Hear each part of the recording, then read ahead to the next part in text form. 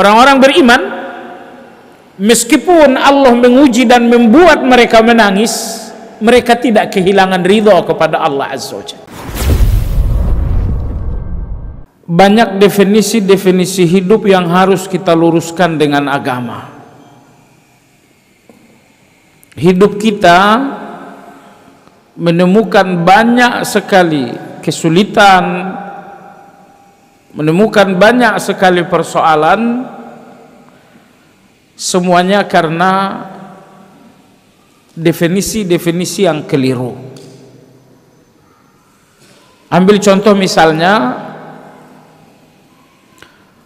kalau definisi kebahagiaan bagi Anda adalah uang, maka tanpa uang Anda akan menderita. Kalau kebahagiaan dalam definisi Anda adalah jabatan, maka begitu saat pensiun datang Anda akan menderita. Kalau bahagia itu menurut Anda adalah kesehatan, maka dengan sebuah penyakit Anda akan stres dan menderita. Nah, Anda membutuhkan definisi apa itu bahagia, dan Anda tidak akan dapatkan definisi terhadap semua kehidupan dunia ini melebihi definisi yang diberikan oleh agama. Dengan kata lain, kalau hidup ini selalu dalam kita pandang, kita lihat, kita fahami dengan agama, ternyata hidup ini sangat mudah. Ternyata hidup ini sangat bahagia. Sekali lagi, kalau kita memahami hidup ini dengan agama. Tapi kalau hidup ini Anda fahami dengan hawa nafsu, dengan perasaan, maka hidup ini menjadi sangat susah. Baiklah jemaah sekalian yang saya hormati, kajian kita hari ini seperti telah dimaklumatkan adalah 3 dasar utama dalam agama kita. Dan ini kajian bersifat kajian akidah. Anda tahu kadang-kadang kajian bersifat kajian tafsir, kadang-kadang kajian akhlak, kadang-kadang kajian tazkiyatun nafs, kadang-kadang kajian fikih. Nah, adapun judul kita tentang 3 dasar utama dalam Islam masuk kategori kajian akidah. Jemaah sekalian yang saya hormati, Nabi kita sallallahu alaihi wasallam mengabarkan dalam hadis sahih dari riwayat Al-Bara bin Azib radhiyallahu anhu, apabila seseorang wafat, jenazahnya pun dimakamkan, maka datanglah 2 malaikat, aswadani azraqan, 2 malaikat yang berwarna hitam kebiru-biruan. Keduanya adalah Munkar dan Nakir. Keduanya membangunkan jenazah, mendudukkan jenazah, dan apabila ini adalah jenazah seorang muslim, maka saat ia dibangunkan, dia pun bangun sambil mengucapkan alhamdulillahi rabbil alamin. Setelah itu kedua malaikat memberikan 3 pertanyaan. Man rabbuka? Siapa Tuhan yang selama ini kau yakini sepanjang hayat? Wa ma dinuka? Agama apa sepanjang hidup yang kau jalankan? Pertanyaan yang ketiga, wa man nabiyuka? Siapakah sosok nabi yang menjadi teladanmu sepanjang hidup? Inilah 3 pertanyaan. Pertanyaan ini seperti Anda dengar sangat sedikit, sangat mudah. Apa yang membuat orang tidak bisa menjawab? Jawabannya rasa takut. Orang yang berada dalam kondisi sangat takut, semudah apapun pertanyaan, dia nggak akan bisa menjawab. Allah berfirman dalam Al-Quran, yuthabbitullahu alladhina amanu bil qawli tsabiti fil hayati dunya wa fil akhirah. Sewaktu 3 malaikat, makhluk yang baru pertama kali terlihat, menyeramkan dengan warna kulit hitam kebiru-biruan, tapi Allah menetapkan hati orang-orang yang beriman. Bagaimana Allah menetapkan hati orang-orang beriman? Allah berikan keberanian, sehingga walau ini ruangan yang baru pertama kali ditemukan, yaitu ruangan barzakh, ruangan kubur,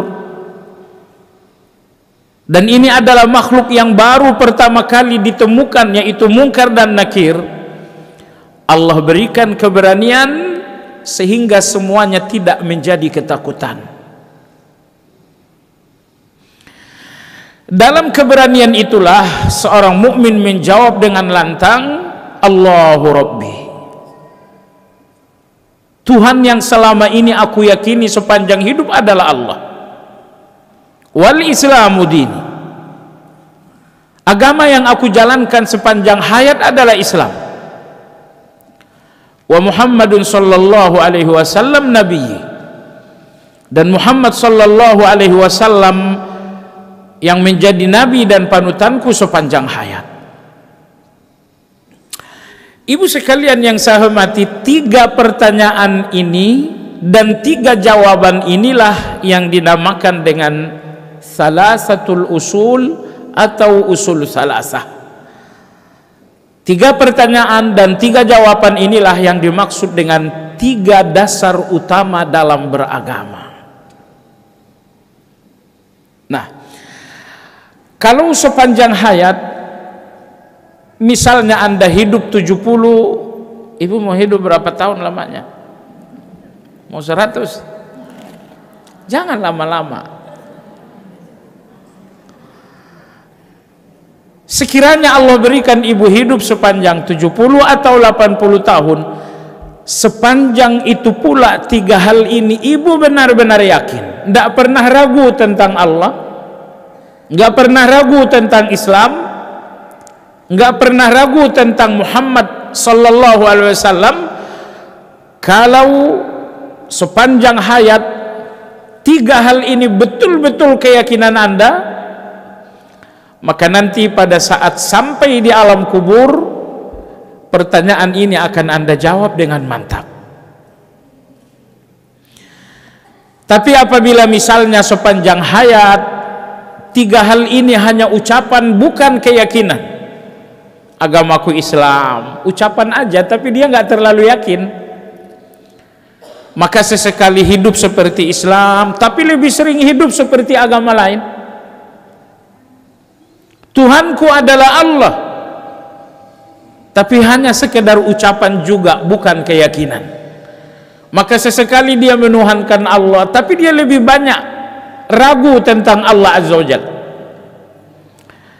Wa Muhammadun sallallahu alaihi wasallam, nabiku adalah Muhammad, ternyata hanya sekedar ucapan bukan keyakinan.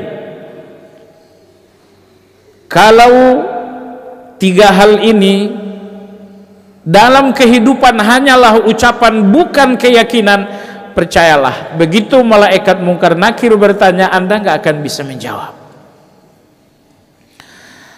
Maka pastikan ibu-ibu sekalian yang saya hormati bahwa kematian datang, 3 hal ini betul-betul Anda yakin. Mungkin saat ini Anda ragu, mungkin saat ini keyakinan Anda belum kuat. Belajarlah, belajar lagi dan belajar terus, karena hanya dengan belajar 3 hal ini menjadi keyakinan Anda. Kalau 3 hal ini hanya Anda dapatkan dari warisan, dari ayah, dari ibu, dari sekolah, Anda tidak dapatkan 3 hal ini dari sebuah kajian, maka 3 hal ini hanya ucapan Anda bukan keyakinan. Dan kalau ketiga-tiganya bukan keyakinan 100%, pertanyaan mungkar dan nakir nggak akan bisa Anda jawab. Cuma sekalian, berbahagia orang-orang yang saat kematian datang mereka telah berhasil mengubah 3 dasar tadi menjadi keyakinan. Maka saya katakan ibu sekalian, kematian atau hal terindah, hal teragung, hal terbesar untuk Anda bawa dalam kematian, Anda bawa 3 keyakinan ini. Anda bawa dalam kematian yakin bahwa Allah adalah Rabb, Islam adalah agama yang hak, Muhammad sallallahu alaihi wasallam adalah seorang nabi dan teladan hidup. Saya ulangi, tidak ada hal terbesar Anda bawa dalam kematian lebih dari 3 keyakinan ini. Nabi kita sallallahu alaihi wasallam bersabda, apabila seorang wafat, malaikat mempertanyakan 3 hal tadi. Seorang mukmin menjawab dengan tuntas. Allah berikan keberanian sehingga jawaban itu betul-betul lantang dan tegas. Apabila seorang mukmin selesai memberikan jawaban, terdengar Allah membenarkan. Allah berfirman, "Shadaqa abdi." Jawaban hambaku benar. Fa'afrishu lahul jannah. Kata Allah subhanahu wa ta'ala, hamparkan untuknya tikar dari surga dan bukakan untuknya tabir surga. Maka alam baka, alam kubur, alam barzakh tiba-tiba dipasangkan atau dihamparkan permadani dari surga. Lalu 2 kali sehari semalam, pagi dan sore hari, Allah menyingkap tabir surga sehingga mukmin yang tadi memberikan jawaban melihat surga. Inilah istana kamu, inilah bidadari-bidadari kamu. Kamu lihat anak-anak muda yang ganteng-ganteng, inilah pelayan kamu. Kamu lihat taman-taman. Pagi hari, sore hari orang beriman dibukakan tabir, mereka pun melihat surga.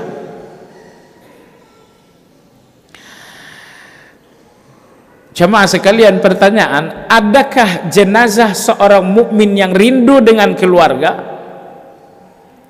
Tidak ada lagi. Kita yang hidup rindu dengan mereka yang telah pergi, iya. Karena rindu bagian dari siksaan hidup, ujian hidup. Jenazah orang yang beriman telah sampai kepada kenikmatan kubur. Sekali lagi, kenikmatan kubur. Seandainya ada rindu terhadap keluarga, berarti kenikmatan kubur tersebut akan terkurangi dengan rindu. Maka jenazah orang-orang yang beriman yang tuntas memberikan 3 jawaban tadi, Allah nampakkan untuknya surga. Allah perlihatkan istana surga sehingga tidak lagi Anda rindu dengan rumah. Rumah baru selesai dibangun, melibatkan arsitek ternama dengan biaya yang sangat besar misalnya, tapi nggak lagi dirindu karena Allah telah memperlihatkan ini istana kamu di surga. Istri di rumah ditinggal, tidak lagi rindu karena Allah telah melihat ini bidadari kamu. Nah, jemaah sekalian, satu-satunya kondisi jenazah ingin kembali kepada keluarga adalah saat jawaban dibenarkan oleh Allah. Ketika jenazah mengatakan, Allahu Rabbi, Rabbku, Tuhanku adalah Allah. Wal Islamu dini, agamaku adalah Islam. Wa Muhammadun sallallahu alaihi wasallam nabi, dan Muhammad sallallahu alaihi wasallam adalah nabiku. Saat jawaban ini disampaikan, Allah membenarkan. Kata Allah, Shadaqa abdi, hambaku benar. Ketika Allah membenarkan jawaban, jenazah berkata kepada malaikat, "Da'uni ubasyiru ahli." Bolehkah aku kembali ke keluarga untuk menyampaikan jawabanku telah diterima oleh Allah? Nah, inilah dalam riwayat satu-satunya kondisi jenazah menginginkan keluarga. Ketika jawabannya telah dibenarkan oleh Allah, jenazah ingin kembali kepada keluarga untuk menyampaikan bahwa jawabannya telah lulus, bahwa jawabannya telah diterima oleh Allah Azza wa Jalla. Baik, jamaah sekalian, 3 pertanyaan ini yang dinamakan dengan 3 dasar utama dalam Islam.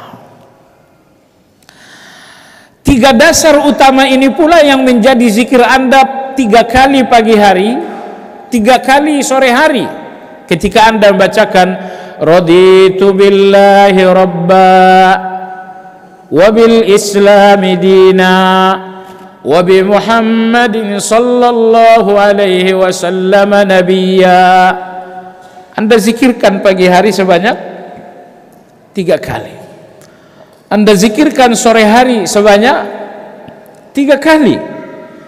Bahkan ketika muazzin mengumandangkan wa asyhadu anna Muhammadar Rasulullah, Anda jawab dengan asyhadu anna Muhammadar Rasulullah dan tambahkan raditu billahi rabba wa bil islami dina wa bi Muhammadin sallallahu alaihi wasallam nabiyya.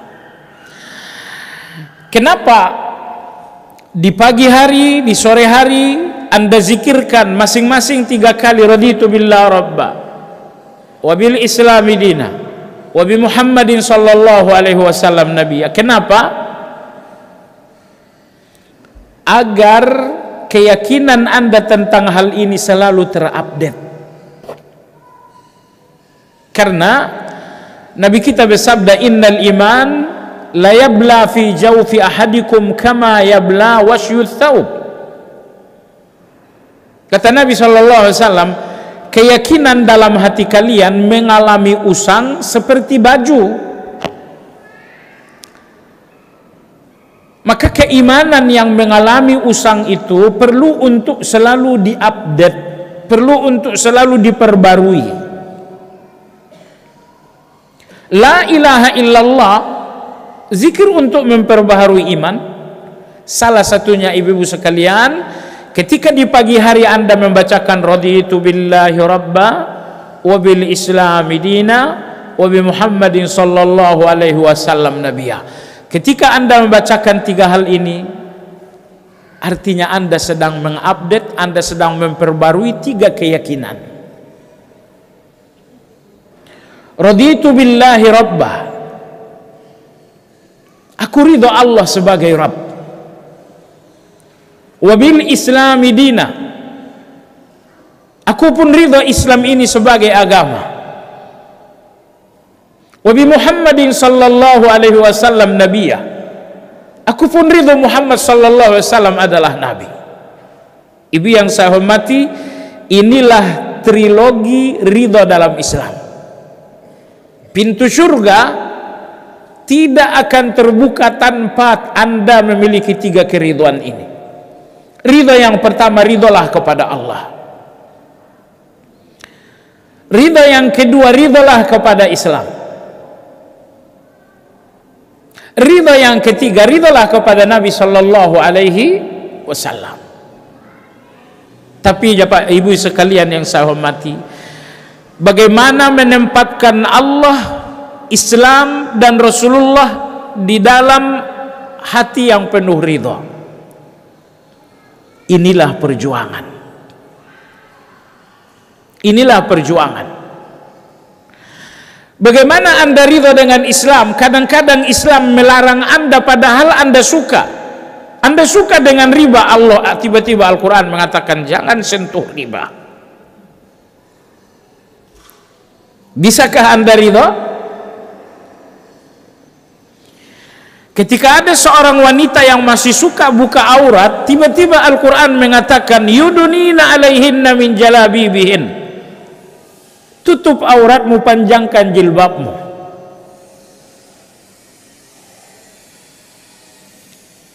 Jadi kadang-kadang kita punya keinginan berseberangan dengan Al-Quran. Di titik di mana Anda memiliki keinginan berseberangan dengan Al-Quran, sulit dikatakan bahwa Anda ridho dengan Islam. Karena orang yang ridho dengan Islam adalah orang-orang yang memberikan jiwa yang lapang untuk Islam. Apapun maunya Islam, dia pun mau. Apapun keinginan Islam, itulah keinginannya. Ridho dengan Islam. Islam mengatakan, wahai perempuan, bagian waris kalian 1 kali lipat dan laki-laki 2 kali lipat. Anda ridho atau tidak? Islam mengatakan kalian yang nyari uang, tapi kalau sudah sampai nisab kalian wajib berzakat. Anda ridho atau tidak? Nah, Allah, Islam, Muhammad sallallahu alaihi wasallam, ketiga hal ini harus ada dalam keridhaan dan lapang dada Anda. Yang pertama adalah Allah tadi, raditu billah, aku ridha dengan Allah. Ibu yang saya hormati, nggak selamanya Allah lakukan apa yang Anda inginkan. Tapi percayalah, Allah nggak pernah salah dengan apa yang Anda inginkan. Keinginan Anda lah yang salah. Ibu yang saya hormati, di antara keindahan Allah, di antara kasih sayang Allah Azza wa Jal, bahwa Allah tidak selalu memenuhi keinginan kita. Apabila Allah selalu memenuhi keinginan kita, kemungkinan hidup kita dari zaman dahulu sudah hancur lebur. Anda tahu kenapa? Keinginan kita sering salah. Keinginan kita sering salah. Ibu sekalian, dari mana sumber keinginan? Hampir semua keinginan kita sumbernya adalah hawa nafsu. Dan hawa nafsu itu bukan sumber kebenaran, tapi sumber kesalahan. Nah, semua keinginan yang bersumber dari hawa nafsu, hampir semuanya adalah keinginan yang salah. Nah, kalau Allah memenuhi keinginan Anda yang salah tersebut, apa jadinya dengan kehidupan Anda? Hancur. Kehidupan Anda amburadul. Kehidupan Anda kacau. Maka Allah Subhanahu wa ta'ala Maha Penyayang. Allah Tabaraka wa ta'ala menggerakkan hidup Anda sesuai keinginan Allah, bukan sesuai keinginan Anda. Keinginan Allah nggak pernah salah, adapun keinginan Anda selalu salah, selalu salah, karena keinginan Anda tidak datang, karena keinginan Anda selalu muncul dari hawa nafsu. Nah, kita berbicara tentang raditu billah, aku ridha dengan Allah. Kadang-kadang kita ingin seseorang sembuh, tapi Allah tetap membuatnya sakit. Apakah Anda masih ridha dengan Allah? Kadang-kadang kita ingin kehidupan untuk seseorang, ternyata Allah membuatnya mati. Apakah Anda masih ridha dengan Allah? Kita ingin kecukupan, tapi Allah Subhanahu wa ta'ala justru mengikat kita dengan hutang piutang.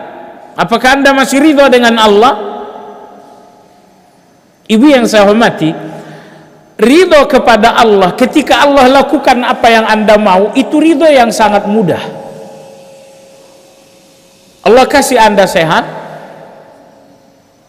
Allah kasih Anda uang 1 miliar satu hari, itu mudah ridha. Sangat mudah ridha ketika Allah memberikan semua keinginan Anda. Tapi Allah akan menguji Anda dengan keinginan tersebut. Ketika Anda ingin kecukupan, ternyata Allah jatuhkan Anda dalam hutang piutang.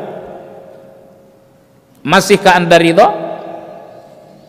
Ketika Anda ingin sehat, ternyata Allah Subhanahu wa ta'ala jatuhkan Anda dalam sakit. Masihkah Anda ridha? Nah, ibu sekalian yang saya hormati, hidup kita kan cuma dua warna nih. Kadang kita senyum, kadang kita bahagia. Di dalam senyum kita ridha, dan kadang kita senyum, kadang kita terpuruk. Kalau di dalam senyum Anda ridha, dalam terpuruk apa jadinya? Apakah Anda ridha atau Anda benci? Jamaah sekalian, agama kita ini indah sekali.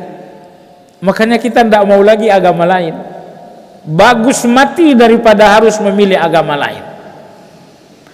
Di antara keindahan agama ini menginginkan bahwa mengharuskan semua kita harus gembira dan bahagia. Agama melarang Anda bersedih dan gelisah. Anda tahu kenapa? Semua orang yang gelisah akan ragu dengan ajaran Allah, dan ujung-ujungnya akan menggugat Allah. Contoh, Anda gelisah dengan hutang piutang dan Anda berdoa, ya Allah berikan rezeki agar hutang piutang ini lunas. Anda berdoa 2 hari, Allah belum jawab. Anda sudah berdoa 3 bulan, Allah pun belum jawab. Sementara Anda ditagih, bahkan sekarang sudah diancam, Allah belum juga menjawab. Apa yang terjadi? Sebenarnya doa saya Allah terima enggak sih? Coba lihat jamaah sekalian, Allah berikan Anda gelisah sampai akhirnya Anda ragu dengan apa yang diajarkan Allah. Allah ajarkan Anda berdoa, tapi Anda ragu. Nah, jemaah sekalian, ingat, begitu Anda ragu dengan doa Anda, ini sudah 3 bulan berdoa, bahkan ini sudah setahun berdoa, Allah seolah-olah belum ngasih apa-apa, dan Anda mulai ragu. Tapi disinilah hakikat besar itu terlihat. Ternyata sengaja Allah tidak memberi doa-doa Anda agar Anda melihat diri Anda yang sesungguhnya, bahwa Anda tidak lama-lama bisa bertahan dengan husnuzon kepada Allah. Hanya 3 bulan Allah tahan pemberian, husnuzon Anda hancur.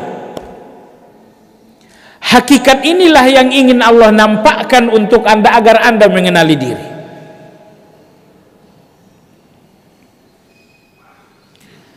Dan jemaah sekalian, coba lihat, puncak dari kegelisahan Anda adalah menggugat Allah. Ya Allah, kenapa aku mengalami keadaan buruk padahal aku salat?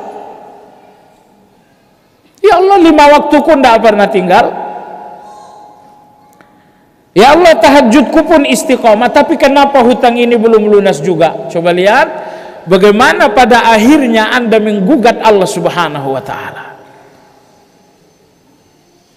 Maka oleh sebab itu jamaah sekalian, sekali lagi, agama ini ingin Anda gembira.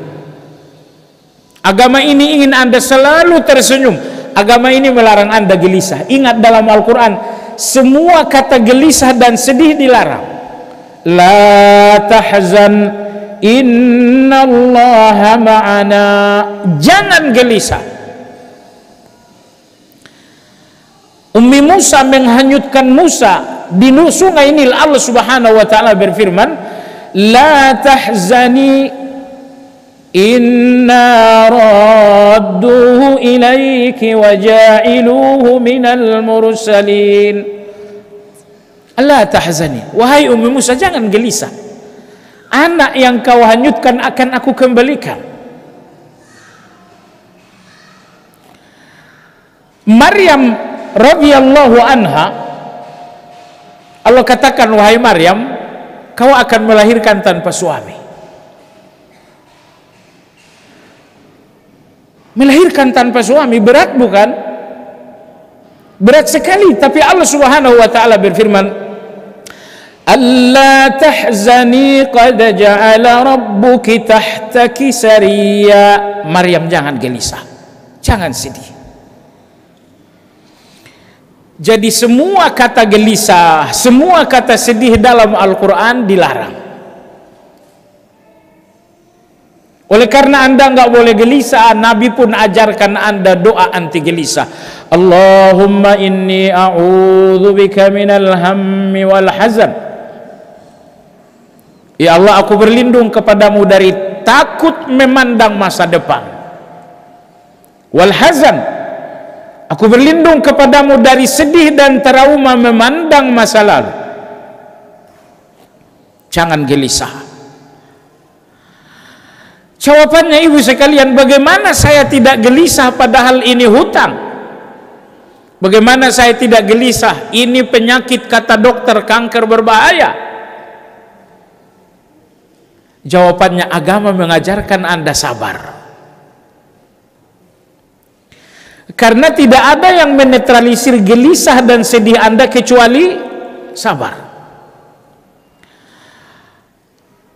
Maka di antara kasih sayang Allah, ketika Allah kirimkan Anda musibah, Allah pun kirimkan sabar. Agar apa? Agar musibah, agar gelisah Anda ternetralisir dengan sabar. Percayalah ibu sekalian, sebetulnya gelisah dan musibah Anda berat atau tidak, jawabannya adalah sabar Anda besar atau tidak. Kalau sabar Anda besar, musibah Anda akan kecil. Tapi kalau sabar Anda sangat kecil, musibah Anda sangat besar. Makanya kalau Anda dengar orang yang mengeluh tentang suami, mengeluh tentang anak-anak, mengeluh tentang keuangan, setiap kali ketemu selalu saja mengeluh dan mengeluh, katakan, ini orang ini sabarnya nggak ada. Jemaah sekalian, di dalam kesabaran yang besar tidak ada ujian yang besar. Di dalam kesabaran yang besar semua ujian menjadi kecil. Tetapi di dalam kesabaran yang kecil semua musibah menjadi besar. Jadi saya katakan Anda dusta bahwa ujian Anda besar. Yang benar adalah kesabaran Anda lemah. Saya kira tidak mungkin ujian Anda melebihi ujian para nabi. Mustahil itu ujian Anda lebih berat daripada ujian para nabi. Tapi para nabi itu nggak gelisah sebesar Anda gelisah. Kenapa demikian? Mereka memiliki sabar. Maka saya katakan indah sekali agama ini ibu sekalian. Agama ini mengajarkan Anda bersabar agar gelisah Anda dalam ujian tidak berlebihan. Agama ini mengajarkan Anda ridha agar Anda tidak sering kecil hati dengan kehidupan. Agama ini mengajarkan Anda maaf agar Anda nggak pernah terluka dengan perilaku orang lain. Si fulan nyakitin, kamu sakit, berarti kamu nggak maafan dia. Subhanallah ibu sekalian, hati paling ajaib, hati yang di dalamnya ada maaf. Karena hati seperti ini nggak mungkin terlukai. Walaupun Anda cacah-cacah, Anda sayat-sayat, hati penuh maaf itu nggak akan sakit dengan semua itu. Indah agama ini. Saya ulangi, agama ini mewajibkan kita sabar agar tidak ada ujian yang menjadi gelisah berlebih. Agama ini mengajarkan kita ridha agar Anda nggak pernah kecewa. Agama ini mengajarkan Anda maaf agar Anda nggak pernah terluka dengan orang lain. Semua orang yang terluka percayalah karena dia nggak cepat memaafkan. Baik, kembali kepada kajian kita. Raditu billahi rabba, aku ridha Allah sebagai Rabb. Anda ridho kepada Allah saat Allah lakukan yang Anda mau, itu ridho yang sangat mudah. Tapi masihkah Anda ridho kepada Allah ketika Allah membuat Anda menangis? Allah membuat Anda menangis dengan musibah, namun Anda mengatakan, ya Allah, raditu billahi rabba, ya Allah, aku ridho kepadamu.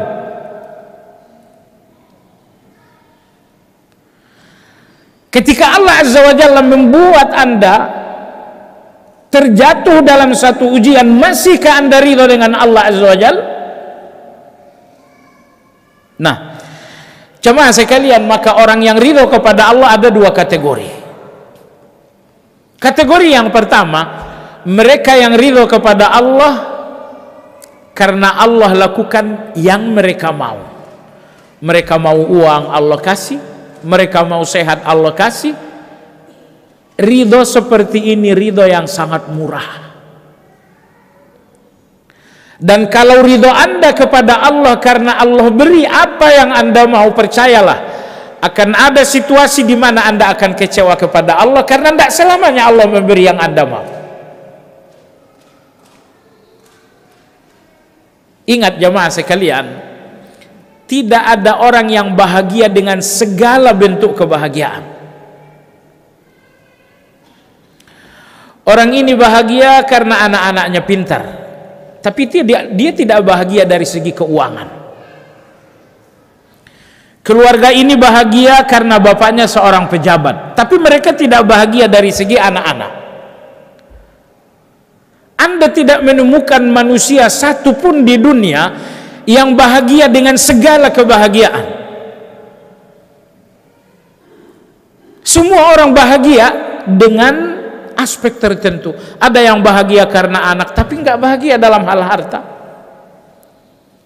Ada orang yang bahagia dengan harta tapi dia nggak bahagia dengan suami. Saya nggak tahu apa bahagia ibu. Tapi bisakah Anda bahagia dalam segala keadaan? Bisa. Kalau bahagia Anda adalah raditu billahi rabba, bahagia Anda nggak terpengaruh dengan anak yang nakal, nggak terpengaruh dengan suami yang nakal, nggak terpengaruh dengan keuangan yang buruk. Kebahagiaan raditu billahi rabba. Ya Allah, aku ridho kepadamu. Ya Allah, Engkau berikan aku senyum, aku ridho. Ya Allah, Engkau berikan aku air mata, aku pun ridho.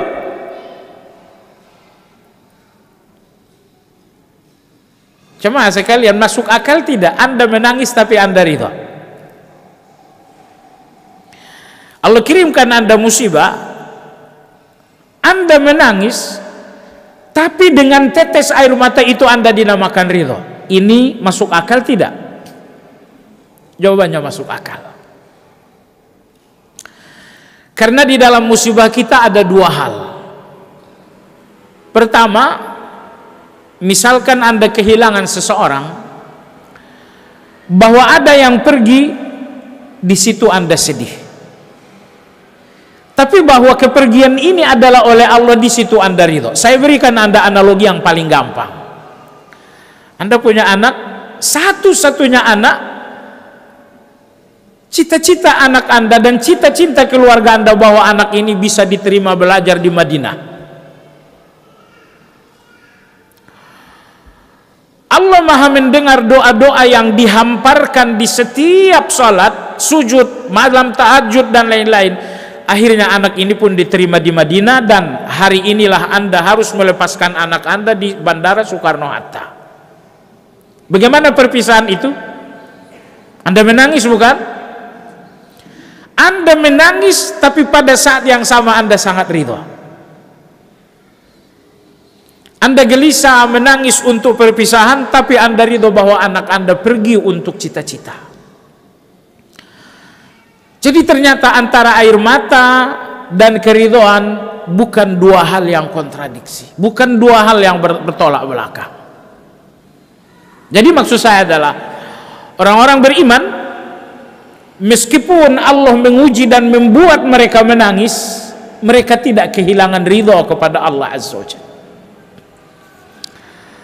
Maka di dalam senyum mereka ridha kepada Allah, di dalam tangisan pun mereka ridha kepada Allah Azza wa Jalla.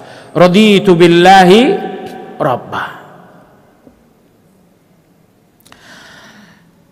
Ibu sekalian, kapan seseorang ridha dengan Allah? Raditu billahi rabba. Ini dasar utama dalam agama. Seseorang dinamakan ridha kepada Allah pertama adalah apabila Anda membangun hubungan tauhid dengan Allah.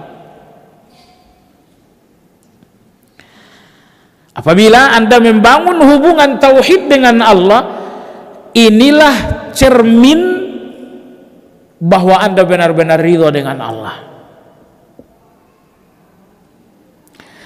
Hubungan itu ada dua, jamaah sekalian. Hubungan yang mendua dan hubungan yang menyatu. Kalau hubungan Anda dengan Allah mendua, Anda pengkhianat. Anda tuhankan Allah, tapi Anda tuhankan juga selain Allah. Anda mendua untuk Allah. Ini yang dinamakan dengan syirik. Musyrik adalah orang-orang yang mendua dengan Allah. Mereka tuhankan Allah, mereka pun tuhankan selain Allah. Jemaah sekalian yang saya hormati, hubungan yang kedua adalah hubungan tauhid. Mereka-mereka yang tidak menduakan Allah, apalagi meninggalkan Allah, tetapi mereka mengesahkan Allah. Ya Allah, hanya Engkau, bukan yang lain. Itulah tauhid. Tauhid itu, ya Allah, hanya Engkau, bukan yang lain. Ya Allah, aku berdoa hanya kepadamu, bukan kepada yang lain. Ya Allah, aku bersujud hanya untukmu, bukan untuk yang lain. Ya Allah, aku bertawakal hanya kepadamu, bukan kepada yang lain. Kalau masih ada yang lain antara Anda dengan Allah, hubungan Anda bukan hubungan tauhid. Hubungan tauhid ketika antara Anda dengan Allah tidak ada siapa-siapa lagi. Lebih tepatnya, ibu-ibu sekalian, hubungan Anda dengan Allah adalah ibadah. Dan di dalam ibadah itu hanya ada Allah, jangan ada yang lain. Sebab kalau hubungan jual beli itu hubungan kita dengan manusia. Nah, hubungan Anda dengan Allah adalah hubungan ibadah. Allah berfirman, "Wa ma khalaqatul jinna wal insa illa liya'budun." Aku tidak menciptakan jin dan manusia melainkan agar mereka beribadah kepada aku. Jadi kalau hubungan Anda dengan orang tua, hubungan nasab. Hubungan Anda dengan suami, hubungan pernikahan. Hubungan Anda dengan kawan, hubungan persahabatan. Adapun hubungan Anda dengan Allah Azza wa Jalla adalah hubungan ibadah. Ketika Anda sedang sujud, Anda sedang berhubungan dengan Allah. Ketika Anda sedang berdoa, Anda sedang berhubungan dengan Allah. Ketika Anda sedang berpuasa, Anda sedang berhubungan dengan Allah. Ketika Anda sedang sabar, Anda sedang berhubungan dengan Allah. Sewaktu Anda pun bersyukur, Anda sedang berhubungan dengan Allah. Apapun hubungan Anda dengan Allah, pastikan dalam hubungan itu hanya antara Anda dengan Allah dan tidak ada orang lain. Maka kalau di dalam sholat ada orang lain, itu namanya riyah. Kalau di dalam doa Anda meminta ke kubur-kubur, itu namanya syirik. Kalau di dalam tawakal Anda pergi ke dukun-dukun, itu pun namanya syirik. Jadi perhatikanlah, hubungan Anda dengan Allah hubungan ibadah. Apapun ibadah, pastikan tidak ada siapapun kecuali Allah Azza wa Jalla. Ini yang dinamakan dengan tauhid. Baik jamaah sekalian yang saya hormati, raditu billahi rabba. Bagaimana aku telah ridha kepada Allah? Jawabannya, apabila Anda telah mentauhidkannya. Cinta kepada Allah ibadah atau bukan? Ibadah. Cinta kepada Allah adalah ibadah. Karena cinta kepada Allah adalah ibadah, pastikan tidak ada cinta yang mengalahkan cinta kepada Allah. Nomor dua, tidak ada cinta yang mendahului cinta kepada Allah. Jadi jamaah sekalian, mengesahkan Allah, mentauhidkan Allah di setiap ibadah, itulah cermin raditu billahi rabbah. Anda esahkan Allah di dalam salat sehingga salat ini hanya untuk Allah, bukan untuk yang lain. Anda esahkan Allah dalam cinta sehingga Anda mencintai Allah mengalahkan segala cinta. Oh, tapi saya juga cinta anak-anak. Anda mencintai anak-anak harus karena Allah. Kalau Anda mencintai anak-anak bukan karena Allah, itu namanya cinta fitrah. Itu cinta nggak ada nilainya. Saya cinta anak saya karena mirip dengan saya. Oh, itu cinta fitrah. Tidak berdosa tapi nggak ada nilai. Tapi kalau misalnya saya cinta anak saya karena sudah hafal juz 30, oh itu cinta karena Allah. Saya cinta anak saya karena postur tubuhnya bagus. Oh, itu bukan cinta karena Allah, itu cinta murahan, gak ada nilainya bagi Allah. Saya cinta anak saya karena sholat 5 waktunya gak perlu disuruh lagi. Itu cinta karena Allah Azza wa Jalla. Saya nggak tahu ibu-ibu sekalian, cinta Anda untuk anak-anak cinta murahan atau cinta mahal? Kalau Anda mencintai anak-anak hanya cinta naluri seorang ibu, itu cinta yang sangat murah.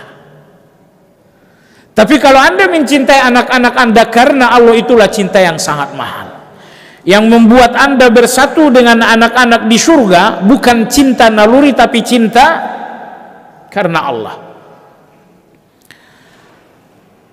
Nabi Nuh alaihi salam mencintai anaknya Kan'an, tapi cinta seorang ayah, bukan cinta ibadah. Akhirnya begitu terjadi banjir bandang, anak Nabi Nuh yang menolak menjadi Islam bertemu dengan sang ayahanda.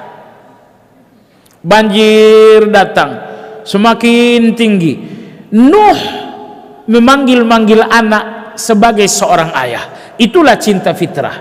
Nuh mengatakan, ya bunayya rakam ma'ana wa la takum ma'al kafirin. Wahai anakku naiklah, wahai anakku naiklah.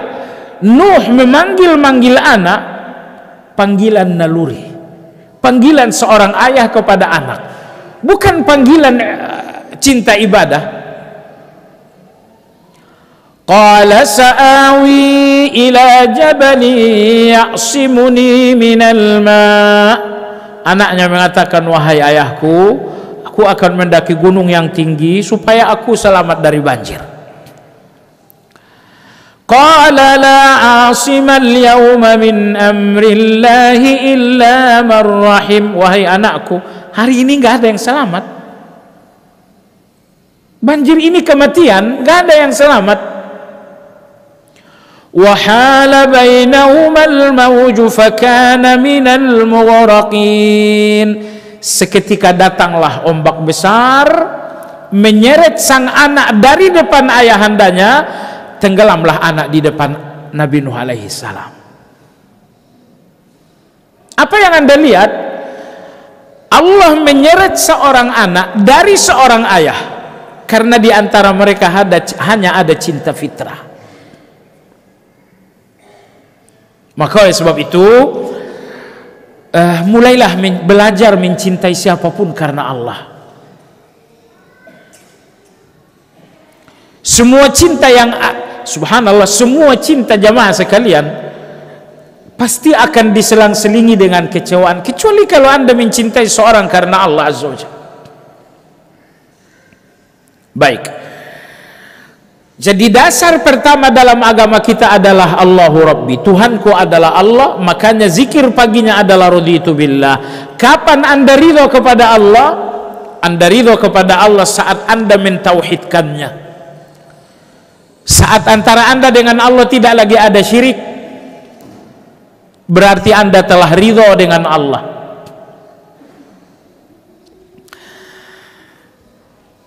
Jamaah sekalian yang saya hormati, kapan Anda ridho kepada Allah? Nomor pertama tauhid. Yang kedua, Anda dinamakan ridho kepada Allah ketika Anda mencintai apapun dan siapapun yang dicintai oleh Allah.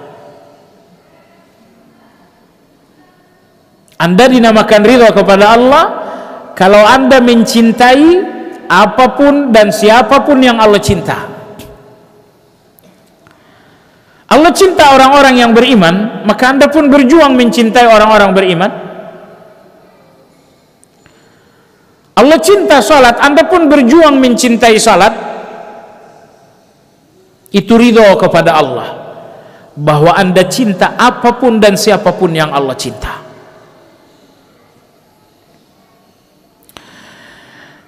Jemaah sekalian yang saya hormati, ridho kepada Allah yang ketiga, bahwa Anda benci apapun yang Allah benci. Orang-orang beriman itu nggak boleh benci dengan hawa nafsu. Gunakan iman Anda sewaktu benci.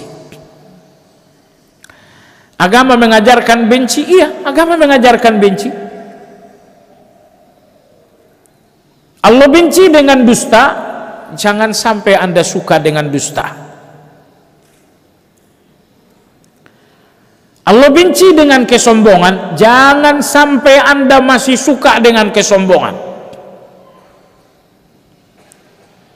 Agama mengajarkan cinta, agama juga mengajarkan benci. Tapi agama mengatakan, letakkan cintamu di setiap kebaikan dan tempatkan bencimu di setiap kejahatan. Nah, hawa nafsu membuat cinta benci ini amburadul. Hawa nafsu. Maka karena hawa nafsu, kadang-kadang kita cinta padahal harusnya kita benci. Karena hawa nafsu pula kita kadang-kadang benci padahal seharusnya cinta. Salat harusnya cinta, tapi disebabkan karena hawa nafsu, kadang-kadang Anda benci dengan salat.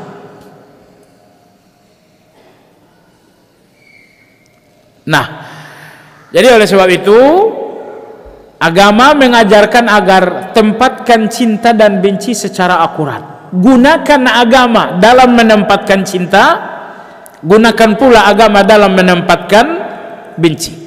Setiap cinta dan benci yang Anda tempatkan tanpa menggunakan standar agama, cinta dan benci Anda adalah cinta benci tidak bermakna. Kita ingin cinta kita menjadi ibadah, benci kita pun jadi ibadah. Tempatkan cinta dan benci itu menggunakan agama. Bahkan ada juga orang-orang yang mesti Anda benci karena Allah benci dengan orang-orang tersebut.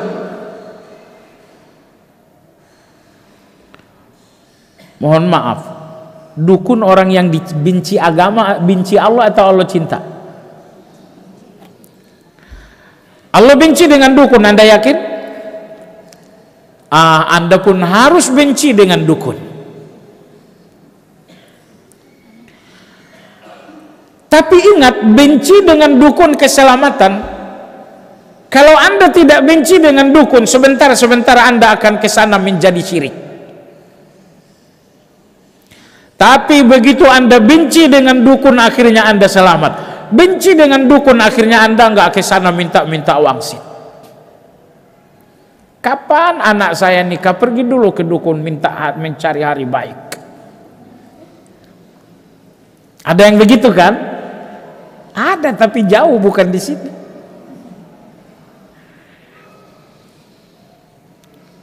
Ada orang-orang yang dibenci oleh Allah Azza wa Jalla. Ketemu dengan seseorang yang melecehkan Nabi kita, menghina Nabi kita,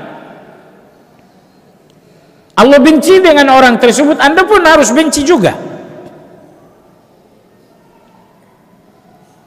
Baik, inilah ridha yang ketiga, benci ketika Allah benci. Yang kedua tadi cinta ketika Allah cinta. Di antara bentuk ridha kepada Allah Azza wa Jalla, jamaah sekalian, ridha terhadap takdir-takdir Allah. Ya, ridha terhadap takdir Allah. Takdir Allah begini, ambil posisi ridha. Misalkan takdir Anda untuk Anda adalah takdir yang membuat Anda menangis, gelisah, ambil posisi ridha. Kenapa? Hanya dengan posisi ridha itulah takdir ini menjadi tidak berat. Semua takdir Allah yang terasa berat karena Anda salah ngambil posisi. Anda tidak mengambil posisi ridha sehingga takdir ini berat. Baik jamaah sekalian yang saya hormati, agar Anda ridha kepada Allah, Anda membutuhkan 5 ilmu. Tadi saya sudah katakan bentuk-bentuk ridha kepada Allah. Ridha kepada Allah ketika Anda tauhid, hanya Allah bukan yang lain. Dalam ibadah Anda hanya Allah bukan yang lain. Jadi apa bukti-bukti ridha? Tadi kita sudah sampaikan ada 4. Nah, bagaimana agar Anda ridha kepada Allah? Anda membutuhkan 5 ilmu. Yang pertama jamaah sekalian, Anda butuh ilmu untuk mengenali zat Allah. Yang kedua, Anda butuh ilmu untuk memahami sifat-sifat Allah. Yang ketiga, Anda membutuhkan ilmu untuk memahami nama-nama Allah. Yang keempat, Anda membutuhkan ilmu untuk memahami perbuatan-perbuatan Allah. Yang kelima, Anda butuh ilmu untuk memahami kemahasucian Allah. Ini 5 ilmu. Yang pertama, Anda butuh ilmu untuk mengenali zat Allah. Di akhir zaman datang seseorang yang mengaku Tuhan, namanya Dajjal. Oh, Dajjal mampu segala-galanya, hampir segala-galanya. Dajjal datang ketika bumi tidak menurunkan hujan 3 tahun, kekeringan, kesusahan. Dajjal mengatakan, aku turunkan hujan tapi akui saya Tuhan. Orang mengakui Dajjal sebagai Tuhan. Ibumu, bapakmu, oh sudah meninggal puluhan tahun lalu, kata Dajjal. Bagaimana kalau aku hidupkan? Tapi akui aku Tuhan.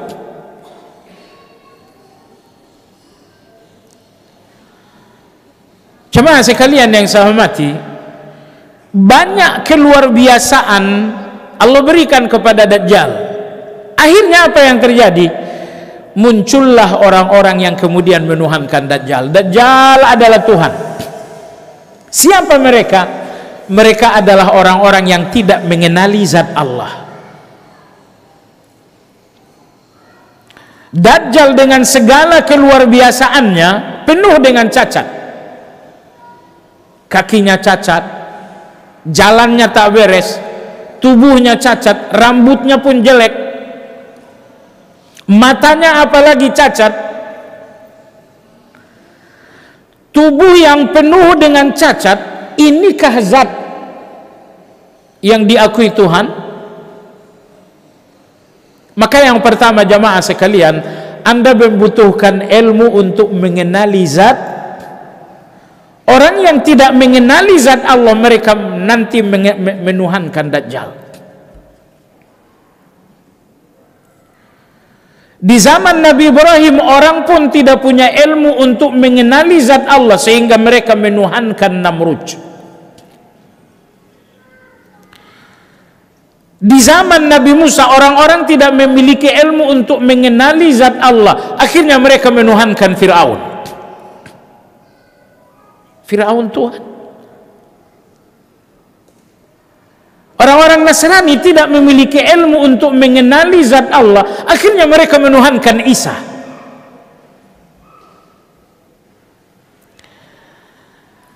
Orang-orang Yahudi tidak mengenali zat Allah. Akhirnya mereka menuhankan Uzair. Jadi jamaah sekalian, ilmu yang pertama kali Anda butuhkan adalah Anda butuh ilmu untuk mengenali Allah, untuk mengenali zat Allah. Nah, Nabi Isa kah Tuhan? Masa Tuhan keluar dari lubang najis seorang perempuan? Nabi Isa alaihissalam lahir, bukankah dia dilahirkan oleh seorang perempuan? Yang artinya ia lahir dari lubang najis seorang perempuan, yang artinya dia pun lahir dengan najis bernama darah. Inikah Tuhan? Allah berfirman, mal masihu ibnu maryam illa rasul wa ummuhu siddiqah kana ya'kulani at-ta'am. Allah berfirman, Isa dan ibunya Maryam, Isa hanya seorang rasul, ibunya adalah seorang siddiq. Dua-duanya bukan Tuhan. Kana ya'kulani ta'am, dua-duanya enggak bisa hidup kalau tak ada makan. Nabi Isa, bisakah dia hidup tanpa makanan? Tidak, lemah sekali. Enggak ada makan dia mati, ada makan dia hidup. Fir'aun mengaki Tuhan. Wahai Fir'aun, bisakah Anda hidup tanpa makanan? Anda mati tanpa makanan dan hanya bisa bernapas kalau ada makanan dan minuman? Baik. Ilmu yang pertama Anda butuhkan tentang Allah adalah ilmu untuk mengenali zat Allah. Ilmu untuk mengenali zat Allah, ilmunya sangat simpel. Allah berfirman dalam Al-Quran, ilmu tentang zat Allah itu simpel. Allah berfirman, lam yalid wa lam yulad wa lam yakul lahu kufuwan ahad. Inilah ilmu tentang zat Allah. Zat Allah itu tidak melahirkan. Zat Allah itu pun tidak dilahirkan. Wa lam yakul lahu kufuwan ahad. Zat Allah itu enggak sama, enggak mirip dengan siapapun. Jadi siapapun yang lahir atau dilahirkan, melahirkan dan dilahirkan dan masih mirip dengan itu bukan Tuhan. Zat Allah itu tidak datang dari itu semuanya. Nah, ini ilmu pertama. Dasar pertama dalam agama kita adalah ma'rifatullah, kenali Allah. Raditu billah, ridho dengan Allah. Ilmu pertama tentang Allah adalah ilmu tentang zat Allah. Nah, ilmu tentang zat Allah itu simple. Anda semua udah tahu ilmunya. Lam yalid wa lam yulad wa lam yakul lahu kufuwan ahad. Konon di India ada seorang ajaib juga, diakui orang sebagai Tuhan, Sai Baba namanya. Pertanyaan, Sai Baba ini melahirkan? Iya, punya anak dia. Dilahirkan? Iya, dia datang dari lubang najis seorang perempuan. Oh, kalau melahirkan, kalau dilahirkan berarti itu bukan Tuhan. Sederhana.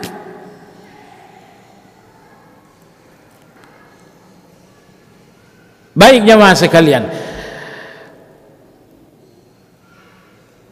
Nomor dua, ilmu yang Anda butuhkan tentang Allah adalah ilmu untuk memahami sifat-sifat Allah.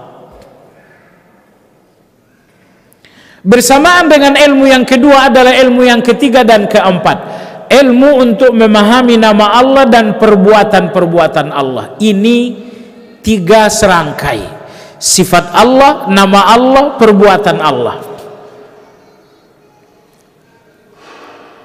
Semua nama Allah adalah sifat Allah, dan kadang-kadang juga perbuatan Allah. Contohnya begini, nama Allah Ar-Rahman, ya, dan sifat Allah memang penyayang. Yang ketiga, perbuatan-perbuatan Allah penuh dengan kasih sayang. Allah turunkan hujan, kasih sayang. Allah tiupkan angin, kasih sayang. Jadi Anda lihat, namanya Ar-Rahman, sifatnya memang penyayang, semua perbuatan dan keputusan-keputusannya adalah kasih sayang.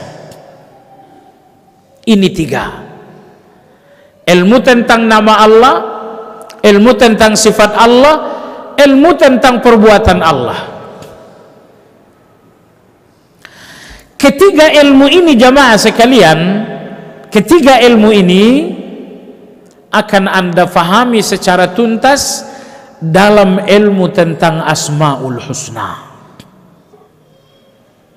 Jadi kalau Anda ingin memahami tiga hal ini, fahami Asmaul Husna sedalam-dalamnya.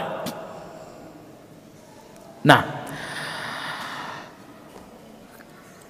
kalau ayat tentang zat Allah tadi sangat singkat, ternyata ayat tentang tiga hal ini sangat panjang lebar. Ayat tentang tiga hal ini sangat panjang lebar. Ayat-ayat tentang nama dan sifat Allah panjang lebar. Ayat-ayat tentang perbuatan-perbuatan Allah panjang lebar. Kenapa?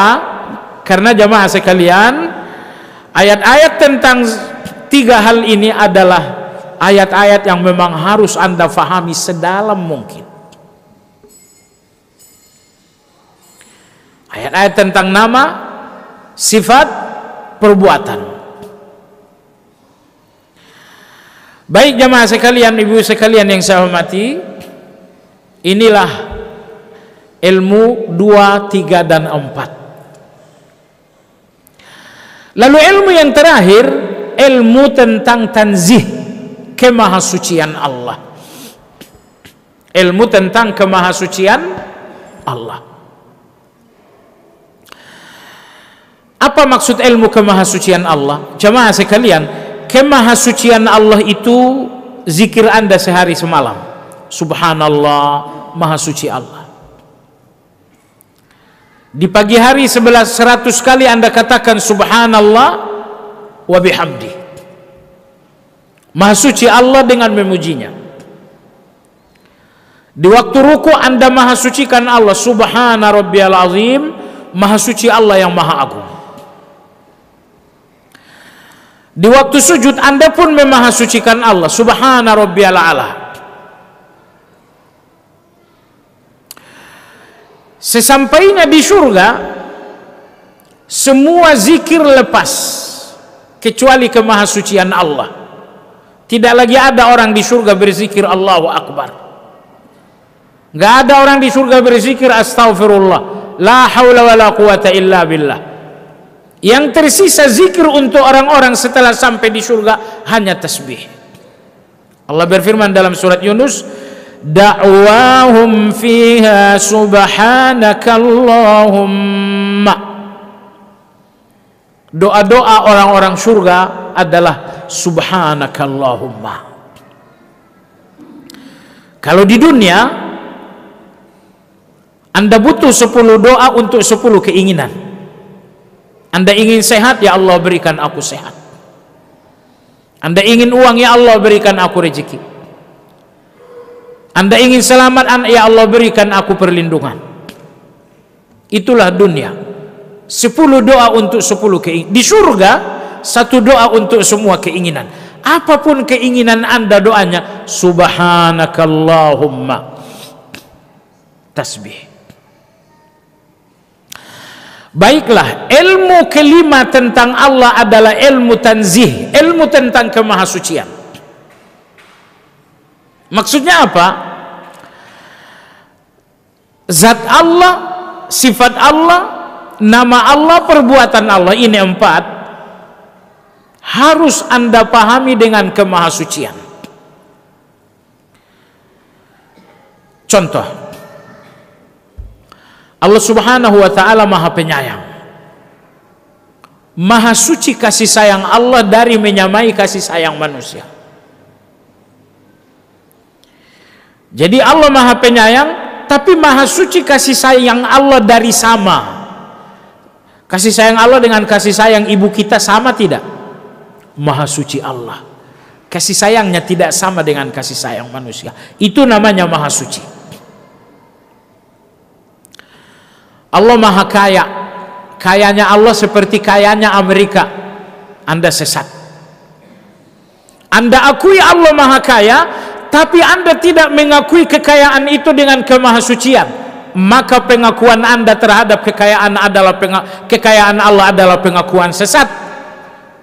Semua nama Allah, semua sifat Allah fahami dengan kemahasucian. Allah Maha Hidup, sama dengan hidup kita. Oh, Anda sesat. Anda pahami hidup Anda sama dengan hidup manusia, padahal hidup Allah Maha Suci dari menyamai hidup manusia.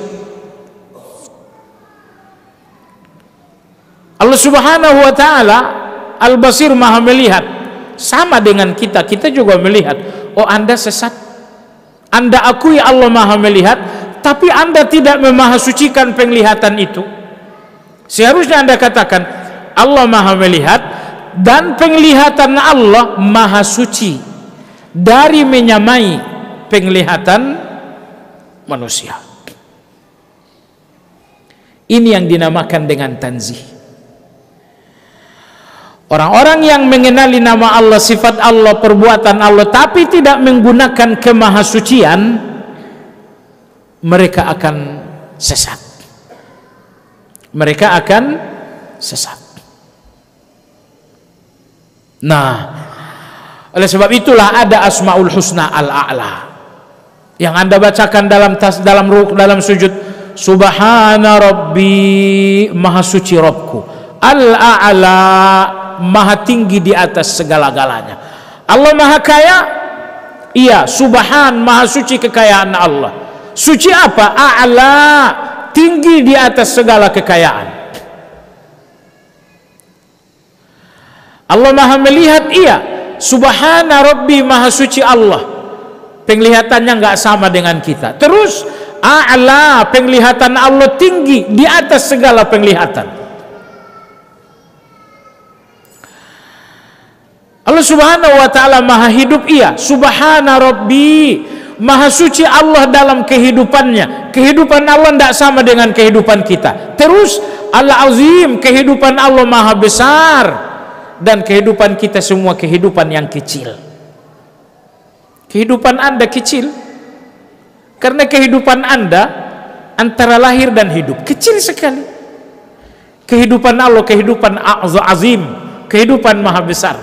Karena kehidupan Allah tidak dibatasi oleh awal, tidak pula dibatasi oleh akhir. Jadi Maha Suci Allah, Maha Suci bahwa Allah nggak sama dengan siapapun. Walam yakul lahu kufuwan ahad, tidak seorang pun sama dengan Allah. Itulah kemahasucian. Suci Allah dari sama, tidak ada yang sama dengan Allah.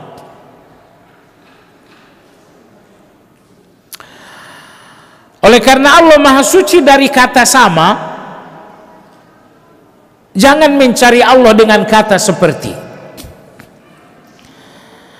Anda bisa mengenali siapapun dengan seperti. Raja Salman itu seperti, bisa.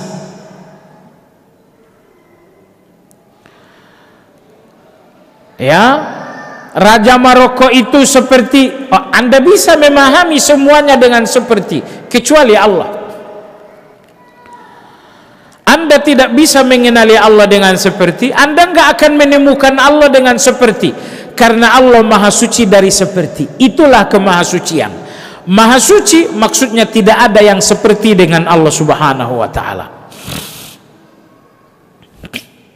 Baik jamaah sekalian, sampai di sini kajian kita tentang dasar Islam yang pertama, yaitu mengenal Allah, yaitu ridha dengan Allah. Insya Allah yang akan datang adalah dasar Islam yang kedua dan selanjutnya. Demikian kita sudahi kajian kita dengan zikir kafaratul majlis. Subhanakallahumma wa bihamdika asyhadu an la ilaha illa anta astaghfiruka wa atubu ilaik.